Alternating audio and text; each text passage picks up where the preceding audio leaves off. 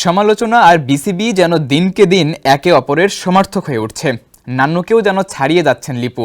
শান্ত লিটন সুযোগ পেলেও বাদ পড়েছেন টপ পারফর্মার নাঈম সোহানরা। মিরাজের বাদ পড়া নিয়েও আছে বিতর্ক।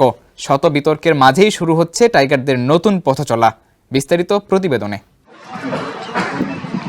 সামনেই টি-20 বিশ্বকাপ। বৈশ্বিক এই আসরকে সামনে রেখে ইতোমধ্যেই প্রস্তুতি শুরু করেছে অংশগ্রহণকারী প্রতিটি দল। যে ধারাবাহিকতায় দল গোছানো থেকে শুরু করে অনুশীলন, সবখানেই এখন বাড়তি নজর বিসিবির।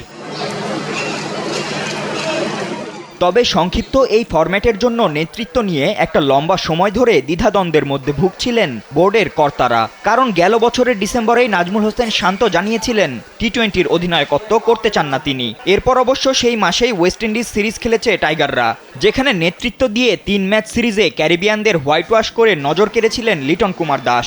আর তাই তো এবার 2026 সালের বৈশ্বিক আসরকে সামনে রেখে পূর্ণ মেয়াদের জন্য নেতৃত্বের ভার তুলে দেওয়া হয়েছে লিটনের হাতেই।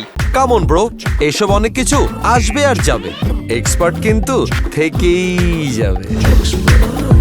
আর তার অধিনায়কত্বেই শুরু হচ্ছে টাইগারদের নতুন পথ চলা, আরব আমিরাত ও পাকিস্তান সফর দিয়ে। রোববার আনুষ্ঠানিকভাবে এই দুই সিরিজের জন্য 16 সদস্যের স্কোয়াড ঘোষণা করেছে বিসিবি, যেখানে লিটনের ডেপুটির দায়িত্ব দেওয়া হয়েছে শেখ মেহেদীকে।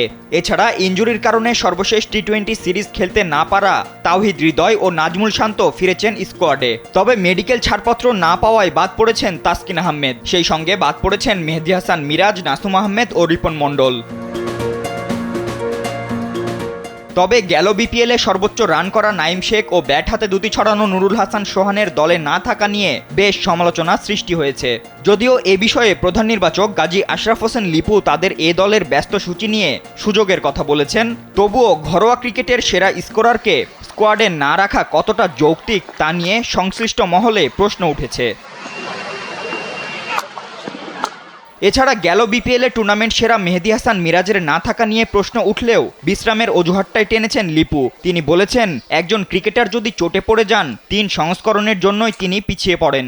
এখানে যে 5 বোলার থাকবে সবাইকে 4 ওভার করে বোলিং করতে হবে। সেক্ষেত্রে শেখ মেহেদী কিছুটা এগিয়ে আছেন।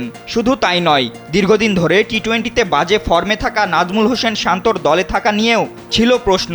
শেষ 18 ইনিংসে একটিও 50 নেই।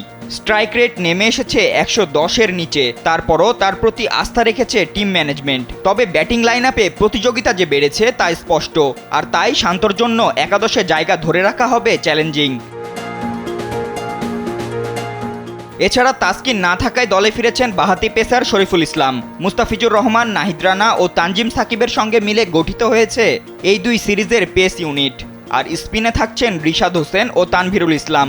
আগামী 17 ও 19 মে শারজাতে আরব আমিরাতের বিপক্ষে 2 ম্যাচের টি-20 সিরিজ খেলবে বাংলাদেশ।